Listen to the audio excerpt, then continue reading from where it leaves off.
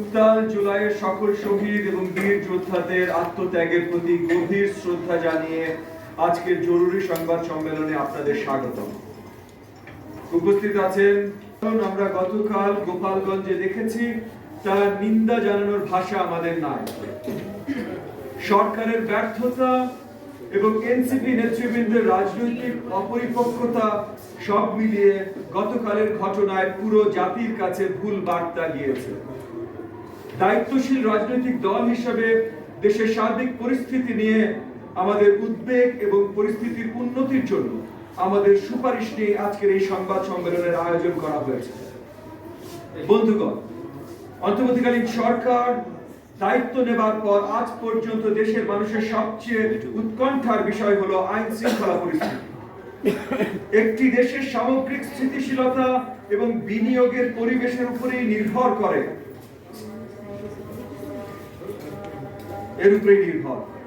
Fascist Awami সরকারের রেখে যাওয়া দলীয় ক্যাডার নির্ভর প্রশাসন এবং আইন শৃঙ্খলা বাহিনী দিয়ে 5ই আগস্ট পরবর্তী বাংলাদেশের মানুষের সামগ্রিক নিরাপত্তা নিশ্চিত করা কঠিন হলেও অসম্ভব ছিল না।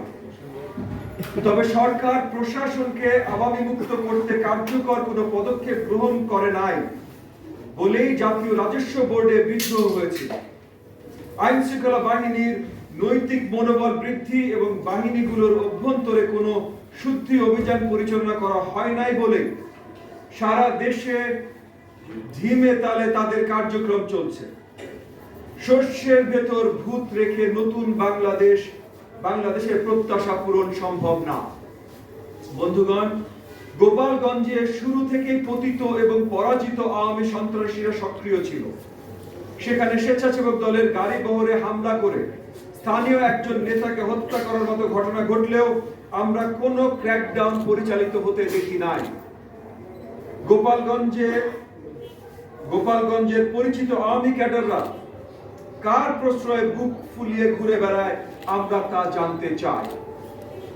হাসিনা পালানোর পরের দিন থেকে ফেসবুক লাইভে হুমকি দেয়া, 15ই আগস্টে প্রকাশ্যে মিছিল করা, বারবার গোপালগঞ্জে লাঠি সোটা নিয়ে শোডাউন করা, সেনাবাহিনীর গাড়িতে আগুন দেবার পরেও কিন্তু জেলা আওয়ামী লীগের সেক্রেটারি গ্রেফতার করা হয় নাই, বরং গত জুন মাসে ভারত ভ্রমণ করতে যাওয়ার সময় ইমিগ্রেশন পুলিশ তাকে আটক করে।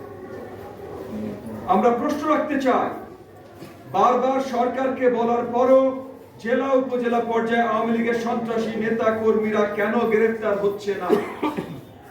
গোপালগঞ্জের ঘটনায় অনুপ্রাণিত হয়ে অন্য জেলাগুলোতেও যদি পরাজিত আওয়ামী শক্তি মাথাছাড়া দিয়ে উঠতে চায়, তার দায় কে নেবে? ইতিমধ্যে জাতীয় পার্টির উপর ভর করে আগামী জাতীয় সংসদ নির্বাচনে আওয়ামী দোসররা অংশগ্রহণের প্রস্তুতিও নিচ্ছে। বন্ধুগণ, এনসিপির নেতৃবৃন্দর উপর নিষিদ্ধ ঘোষিত সংগঠন ছাত্রলীগের ক্যাডারদের হামলায় ঘটনায় আমরা তীব্র প্রতিবাদ জানাই। তবে আওয়ামী সন্ত্রাসীদের এরকম কিছু ঘটনার জন্য কিছুটা সুযোগ প্রশাসন করে দিয়েছে কিনা আমরা জানতে চাই। মার্চ টু গোপালগঞ্জ এই কর্মসূচি ঘিরে সামাজিক যোগাযোগ মাধ্যমে উত্তেজনা ছড়ানো হলেও দিনের শুরুতে আইন শৃঙ্খলা বাহিনীর কার্যক্রম ছিল প্রশ্নবিদ্ধ। নির্জন যে স্থানে প্রথম পুলিশ গাড়িতে আগুন লাগানো হয়, জায়গাটি ঝুঁকিপূর্ণ হলেও মাত্র 3-4 জন পুলিশ সদস্য সহ একটি মাত্র পুলিশের গাড়ি টহলে ছিল। এনসিপি সমাবেশস্থলে প্রথম হামলার সময় পুলিশ সদস্যরা উপস্থিত থাকলেও তারা কোনো অ্যাকশনে যায় নাই। আইন শৃঙ্খলা বাহিনীর এমন নাজুক অবস্থান দেখে আওয়ামী সন্ত্রাসীরা উৎসাহ পেয়ে কয়েক গুণ শক্তি বৃদ্ধি করে রাস্তায় নেমে আসে। সামগ্রিকভাবে রাজনৈতিক ফায়দা হাসিলের একটি লক্ষ্য এক্ষেত্রে পরিলক্ষিত হলেও আমরা আওয়ামী ক্যাডার বাহিনীর নতুন রূপে ফিরে আসার ঘটনায় মর্মাহত। অবিলম্বে এই ঘটনায় জড়িত সকলকে আমরা আইনের আওতায় দেখতে চাই। বন্ধুগণ, মিটফোর্ডের ঘটনায় আমরা আইন শৃঙ্খলা বাহিনীর ভূমিকা নিয়ে হতাশা প্রকাশ করেছি। মূল অভিযুক্তদের গ্রেফতারে গড়িমসি করে এই ঘটনাকে কেন্দ্র করে একটি দলের নামে ঢালাওভাবে নোংরা কাদা ছোড়াছুড়ি হয়েছে। গণ অভ্যুত্থানের পক্ষের রাজনৈতিক শক্তিগুলোর মধ্যে বিভাজন তৈরি করতে একটি মহল পরিষ্কার ষড়যন্ত্র শুরু করেছে। এই ষড়যন্ত্রে কেউ বাতাস করছে, আবার কেউ নিজেদের সুবিধা অসুবিধা পাল্লায় মেপে ওজন করছে। হাসিনা পতনের যুগপৎ আন্দোলনে নেতৃত্ব দেয়া বাংলাদেশ জাতীয়তাবাদী দল বিএনপিকে রাজনৈতিকভাবে কোণঠাসা করার কূটকৌশল পরাজিত আওয়ামী ফ্যাসিবাদদেরকে মাঠে নামতে উৎসাহ দিচ্ছে। পরিস্থিতি এমন চলতে থাকে দেশের নির্বাচনের পরিবেশ নিয়ে কুচক্রী মহল প্রশ্ন তোলার সুযোগ পাবে। এই রাজনীতিতে এই অস্থিরতা তৈরি হয়েছে। প্রিয় সাংবাদিক বন্ধুগণ, সরকারের প্রতি আহ্বান জানাচ্ছি দেশব্যাপী কমিউনিটি পুলিশিং কার্যক্রম বৃদ্ধি সহ নিষিদ্ধ ছাত্রলীগ এবং আওয়ামী ক্যাডারদের গ্রেফতার করতে চিরুনি অভিযান পরিচালনা শুরু করা হোক। প্রয়োজনে অবসরে যাওয়া বিতর্ক মুক্ত পুলিশ সদস্যদের সাময়িকভাবে কাজে লাগানো হোক। যেসব পুলিশ সদস্যদের বিরুদ্ধে সুস্পষ্ট আওয়ামী আনুগত্যের প্রমাণ আছে, অবিলম্বে দায়িত্ব থেকে অব্যাহতি প্রদান করা হোক।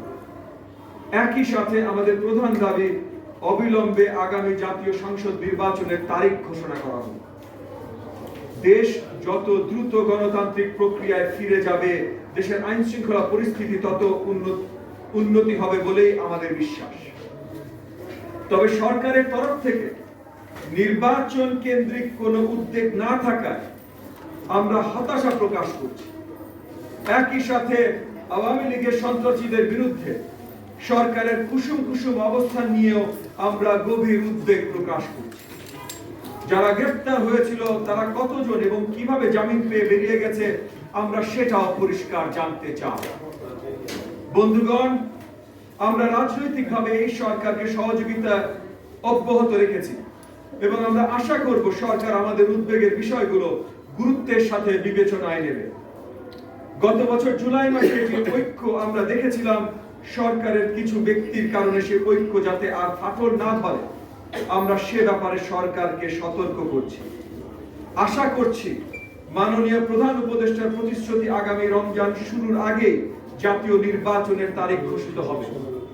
একই সাথে সর্বশেষে শক্ত নিন্দা জানাচ্ছি যে শহীদ আবু সাইদ দিবস যেদিন আমাদের পালন করবার কথা, সেদিন আমাদের গণমাধ্যমে এবং জাতির কাছে সবচেয়ে প্রশ্নবিদ্ধ হয়েছে গোপালগঞ্জে এই ধরনের সন্ত্রাসমূলক কর্মকাণ্ড। আপনাদের সকলকে অসংখ্য ধন্যবাদ।